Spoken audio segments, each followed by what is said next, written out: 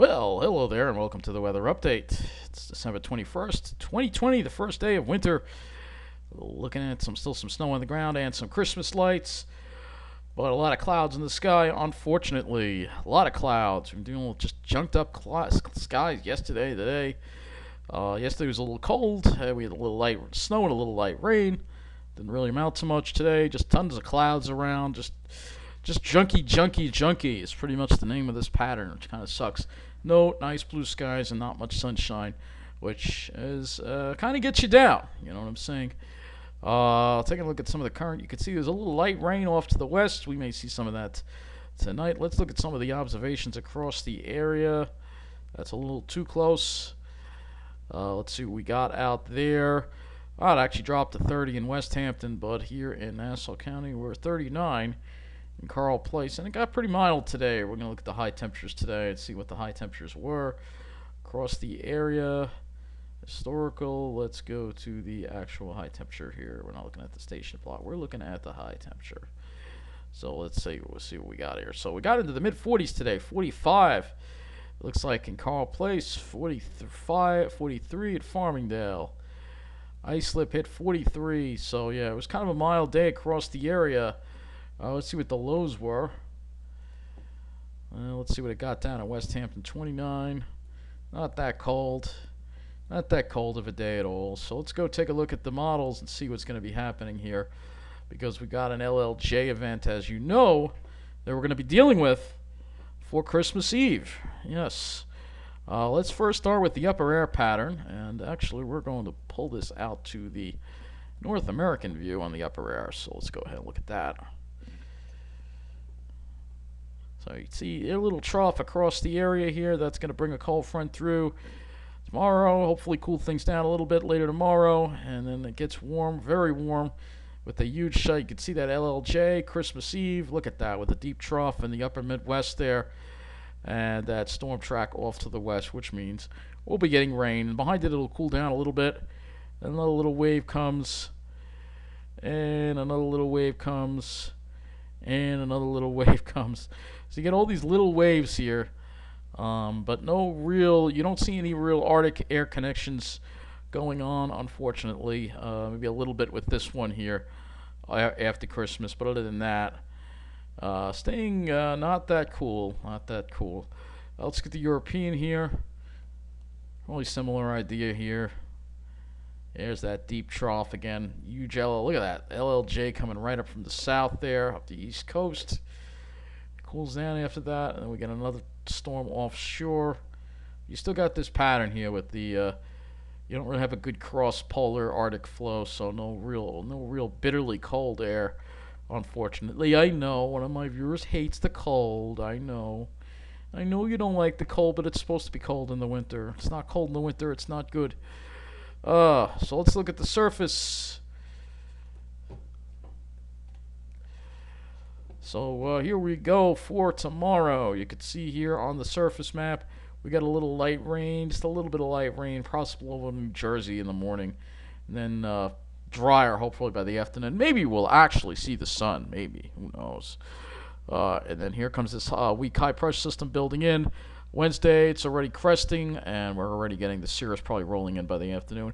And here comes that huge storm system there with that huge LLJ. Look at those tight isobars for Christmas Eve. That is going to be quite a potent storm. Everybody's talking about it.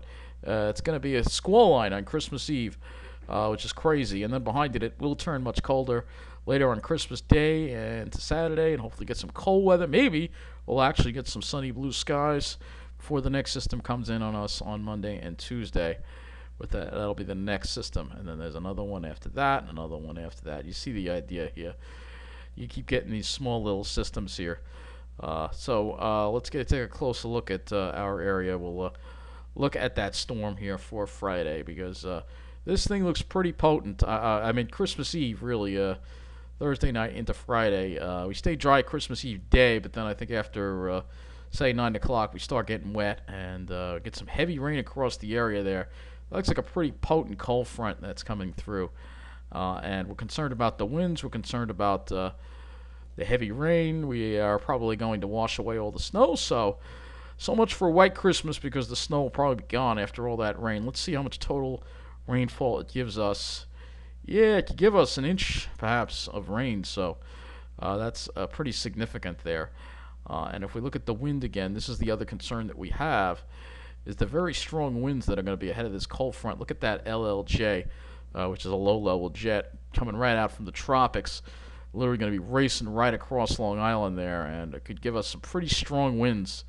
As we get closer, we'll have a better idea as to how strong these winds are going to be, but they could be damaging winds. We're talking gusts up to maybe 50, 60 miles an hour, sustained winds 30 to 40. Pretty substantial, especially along the South Shore. Those winds are going to be coming in pretty strong there, as you can see there with that. So it's going to be pretty intense system right there that we're going to be dealing with, and it's going to get warm ahead of us. So let's look at the temperatures here on the GFS. Obviously, GFS really underdid the temperatures today. It's much warmer than the GFS said. For tomorrow, GFS says we are going to be in the upper 30s and low 40s. And like I said, we will have more of a northwest flow, so it should drop the temperatures a little more. Tomorrow night, we go into the 20s. So we're more or less around average, upper 30s, low 40s for Wednesday as well. But here comes Thursday.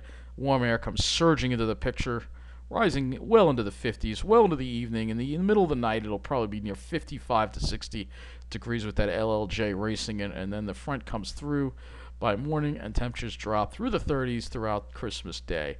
And then look at that. Looks like Saturday looks like a nice cold day. Highs only in the upper 20s, so we will get a little cold air, at least a little shot of it, but it won't last long because once we get up to Sunday, we're warming up again. So we do have some cold air here, but not really any Arctic air, you know. No real Arctic air for us, unfortunately, as we head in. No Arctic air at all. So that kind of sucks. And the other thing that we'll be dealing with ahead of that front is, yes, humidity. You got it. Humidity on Christmas Eve. Santa's going to be sweating. So you can see here, look at the wind barbs. You see we got that drier air in for tomorrow, hopefully, and Wednesday. So hopefully bring us clearer skies. But then here comes the surge of humidity here. And like I said, that's going to be quite a juiced up air mass. And look at the contrast and dew points there that you see in the warm sector. You got dew points well into the upper 50s. And then behind the cold front, dew points in the 20s. So where the two meet is where you're going to have some pretty substantial storminess. And I do want to look at the F-Gen as well. So if you look at this, you'll see that storminess. Look at that. So look at the intense frontogenesis right here. It's pretty intense. Looks like it weakens it up a little bit, but this is pretty intense stuff, and this could cause some severe weather. And again, these winds, look at these winds are really something. If we look at the winds at 850, you'll see how strong they are up at 850. Look at that. So this is the kind of energy that we're going to be dealing with this front. But we'll have at least a few more weather updates before we deal with this disgusting storm system on Christmas Eve. So let's go look at the HRRR model. We'll look at the rainfall for tomorrow and see. I mean, I don't think we'll be seeing much in the way, but we'll see. Could have a few showers. This is the area. It's very light. Could be a little light rain in the morning, and then it moves on out by the afternoon, and hopefully dries out after that. And then after that, we should be dry Wednesday, and then here comes that system for Thursday night. That's what it's looking like right now. And again, we're going to have to keep an eye on that for sure, because that looks pretty potent. So I also want to look at some of the other the windy.com site as well with these winds. I don't think the NAM's going to go far enough out to take us out to that storm. Let me see the 18Z NAM and see if it goes far enough out. So this is the NAM for tomorrow, and again, you can see that couple of showers there with this weak system that's going to be passing by. And then it dries out, and then let's see. The NAM will actually take us out a little bit, but look at that. That's a pretty strong line there. This takes us out. This is around, I guess this is around a little after midnight, Christmas Eve, and that looks pretty substantial right there. That looks like a squall line for sure. And again, if we look at the wind on the NAM, look at that. That's really scary. You have sustained winds. Remember, these are not gusts. These are sustained winds around 40 knots, 30 to 40 knots on Long Island. That's pretty substantial right there ahead of this front. This is going to be some really heavy wind-driven rain, and if we look at the dew points again, you'll see what I'm talking about here. Let's put this over here. So again, look at these winds, look at these dew points, deep tropical air, A very strong LLJ on Christmas Eve. Very strong and damaging LLJ, perhaps, event that we're going to have to keep our eye on for sure. So I'm going back to the GFS now, and we're going to go and look at the skies and see if we can at least get some clear skies. I already kind of looked at this, and I wasn't too hopeful. So let's go and take a look at this. So here we go. We'll start with the GFS Sky Cover Map, and you see plenty of clouds around tomorrow, and then Wednesday we already got the cirrus rolling in on us ahead of the next system. Here comes that system for Thursday, Friday. Maybe we can clear it out later Christmas Eve. And maybe Saturday we can actually have a clear day. Maybe we can actually have a clear day.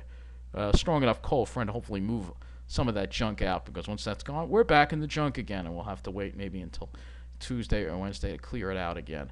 Let me look at the NAM model and look at the NAM sky cover and then the RGM sky cover. And no, I don't want the 0Z. I want the 18Z.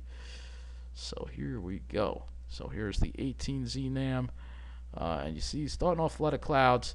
They thin out a little more toward the afternoon. Maybe we'll see some sun by the afternoon. Whether it'll be a nice blue sky or not, I have my doubts. And then for Wednesday, here we go with Wednesday. We start off clear. And maybe, if we're lucky, maybe in the morning will be clear before the cirrus rolls in, probably around noon. So the cirrus will probably roll in around noon, and then it'll start clouding up again. We can also look at the RGM model as well and see what that has for us. So again, here's tomorrow. Starting off with clouds, then maybe some sun in the afternoon. Hopefully we actually get to see that sun. And then for Wednesday, maybe we can look out and actually avoid having that cirrus roll in until later. But, you know, I'm not too hopeful because it's just the pattern we're in. We're just not getting a good clear sky. We have to wait until this stronger cold front comes through and sweeps all this junk out of here. Let's go to the windy.com model, windy.com site, and look at the European model, because this of course is a model that we want to use for this storm as well for Christmas Eve. So let's go fast forward to Christmas Eve. Right in the heart of the storm. It won't last for too long. This is 10 o'clock. You can see that LLJ there. We're not looking at wind gusts right now, but you can see we're looking at the sustained winds. Sustained winds 28, 30 miles an hour. We go to midnight, and we still got those sustained winds there right around 30 miles an hour, and then it moves offshore. But this is a very strong LLJ, so if I put the gusts in here, this is where things are going to get really impressive here. So you got 44 mile an hour wind gusts. Go to 9 p.m. and you've got wind gusts 47. All right, doesn't look too bad, but look off to the west there, wind gusting of 60. And then we start getting into it right ahead of that cold front. Wind gusts 63, 69 possible. Could be even a 70 mile an hour wind gust. This is the European model. I can also switch to the GFS, so you get to see the interpreter. The Euro is a little slow with the front, I notice. GFS a little faster with bringing it through, but still the same kind of winds they're going to be dealing with here.